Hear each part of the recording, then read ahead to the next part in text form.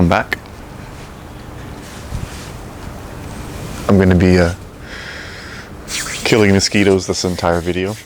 Quite a bit. There's another one. It's full of them. Everywhere.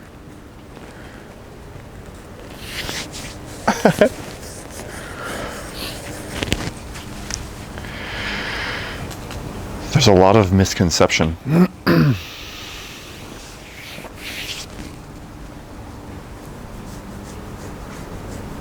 A lot of seekers.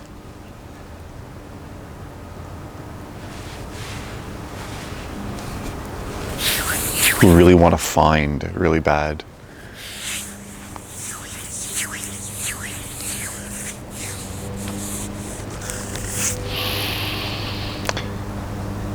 There's a misconception that after enlightenment, that it feels like walking heaven on earth all the time, and your perception of the world is so different, and you have all these powers you can draw on, and you can do all these things, and you just have like this immediate access. You're now a god here. Everybody has their projection of what it's going to be like. If you want something, your mind will imagine it.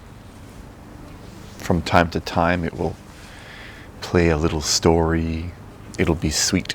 It does it for me all the time. The mind is a dreaming mechanism. So, if your vision is so sweet of what you want, so sweet that when you get there, it doesn't feel that sweet, then that mind is going to project that anyways. I've read, I've heard said, and through my experience, there's a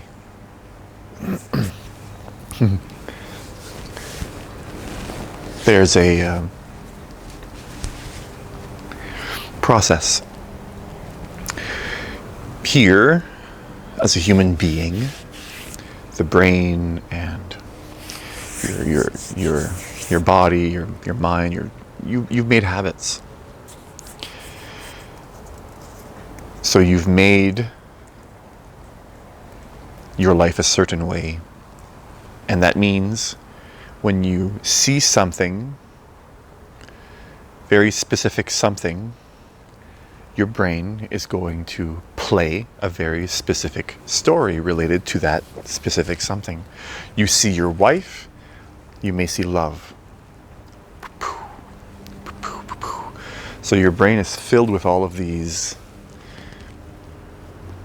projections, all of these imprints. And when you get somewhere, if it doesn't match your expectations, your story in your mind, then you may feel that you're missing something. I've read that enlightenment is extraordinary. Not just ordinary. Extraordinary. So that means it's more ordinary than usual.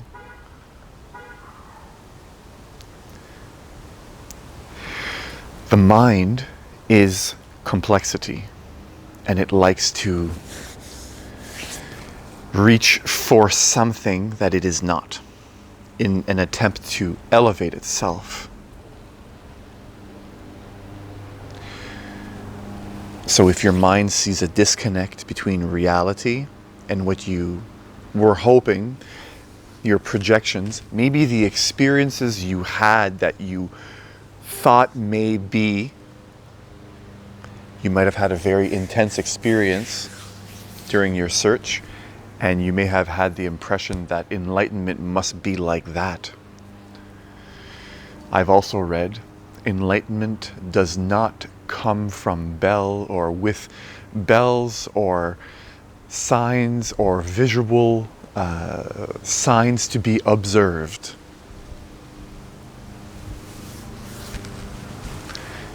I said visual, not only visual. Enlightenment is a very simple, and it's not,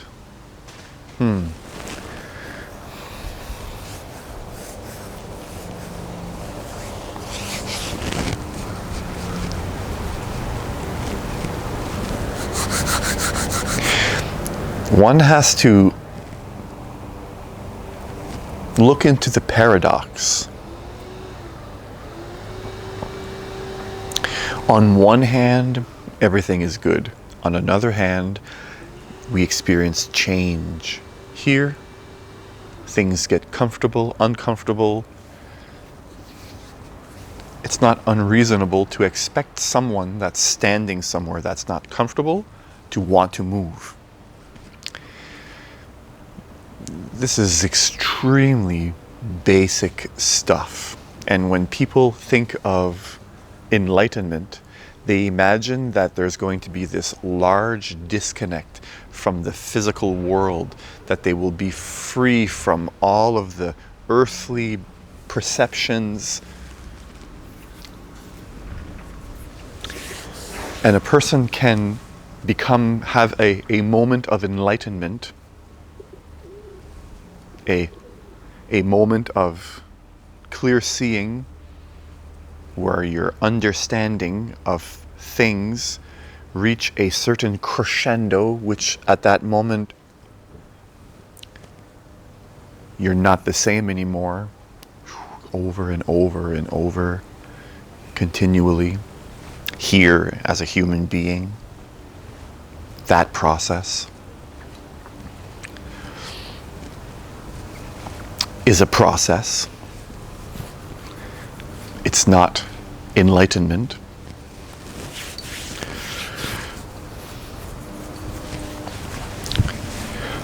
I struggled with these things for the better part of 5 years, because after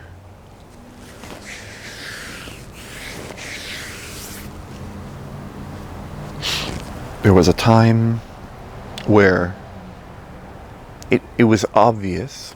It was obvious that the way I was living and the way that the thoughts were in my mind at that time, it felt obvious that I was uncomfortable with it all.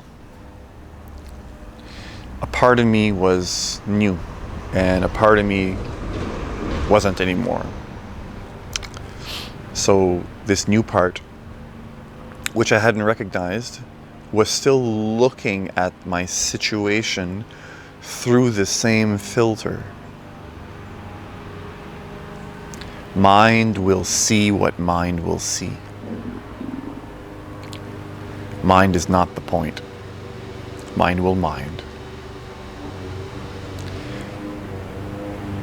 Each part of you is a part of you. The only struggle becomes when a part of you sees a part of you as not a part of you and not as the whole. The only time you can feel not at ease is when there's a split inside that is watching the other splits inside, and it doesn't agree with or and then you may have another split that says, oh, I don't agree with this split, looking and disagreeing or agreeing. And then another one might come in and say, well, I shouldn't do this. And another one might come in. And the next thing you know, you find yourself lost in all these different identification little thought forms in your mind. So in the early stages, after one experiences this crescendo spiritual awakening,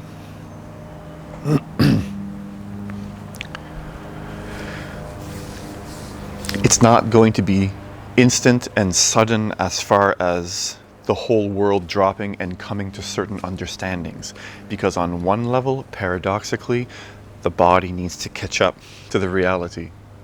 You can plant a seed in the soil, there it is, in the soil. But now you have to wait. There's a process here of growing and growth, and then the fruit comes eventually with some care. And in that same process, learning to love yourself after an intense, enlightening experience, depending on where you are on your path,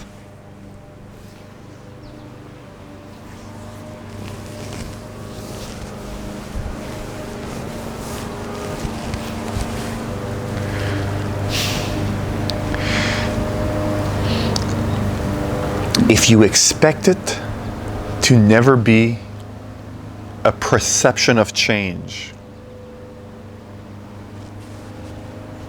if you expect anything, if you follow your mind, period, the mind will take you to a sort of dream about the reality.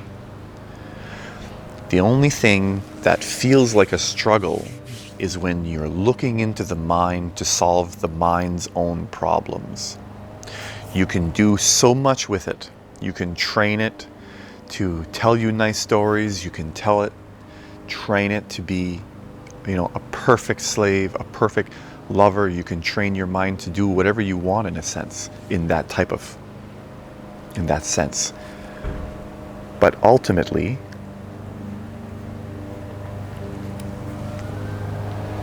mind is a part of you. And anytime you face something new that the mind is uncomfortable with, that you may not be aware of in the time, you're going to face a new arising of emotions and thoughts. And a part of you that you may have thought was not there anymore will come in.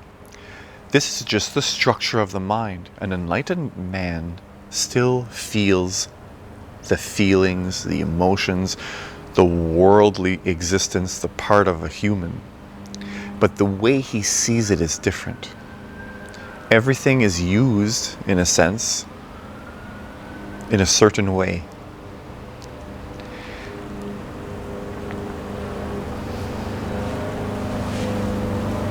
Don't think of people as higher or lower, or this has something I don't, he has something that I don't. That couldn't be further from the truth. It's merely a confusion about your identity, and that process of recognizing who you really are is imperative so that your identity will shift naturally to what you know is real for yourself. Gradually, it seems gradual. This recognition only seems gradual because we have a habit of relying on the mind. We identify with the mind. So when you identify with your mind, at first you're looking at the real you from the mind. It feels separate. As you recognize you more and more, the recognition or the identification slowly changes over time in the brain. So what you perceive in your brain is the brain slowly changing over time and talking to you differently, giving you new stories, making less noise. And the body feels less annoyed, disturbed. And in your perception of the human body and the mind, it seems more quiet. People can mistake that for enlightenment. That is a consequence of a certain understanding. If you understand the world to be an evil place, you'll probably feel uncomfortable, right? But if you see the world as a beautiful place, you're probably going to reflect comfort through your thoughts, actions. So if you know yourself really, and when you recognize yourself, I was going to say you feel, the moment you recognize yourself, you feel that sense of home. Sometimes it's just a small opening. You just see, you feel it for a second. Wow, that was it, you might say. Then you're in the mind again, trying to find a way to open that door. All practices lead astray, yet have you there watching. While you're practicing anything, you are watching the practice, the thinking. So practices give you a great opportunity to find the watcher, to recognize. All practice is merely an attempt to help you recognize you. It creates a bit of contrast. Your mind has something to do, focused, and therefore, that's how it happens for me anyways. Mantras, you could see the clear difference, and the shift starts. So enlightenment is not something that you do. You don't do enlightenment. Sometimes it feels like, am I chosen? But that's just another story again. Enjoy your stories. Mending your splits, recognizing you are a whole unit and none of your parts can be wrong, because that means everything is wrong. If there's one part wrong in you, there's got to be a part wrong in everything else. If there's one wrong in the world, there's wrong everywhere. And there's only discomfort and disease with that misunderstanding. So,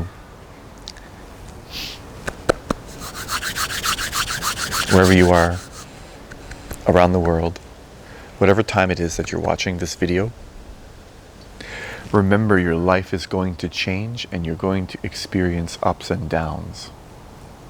Enjoy. Thank you. Thank you. Thank you.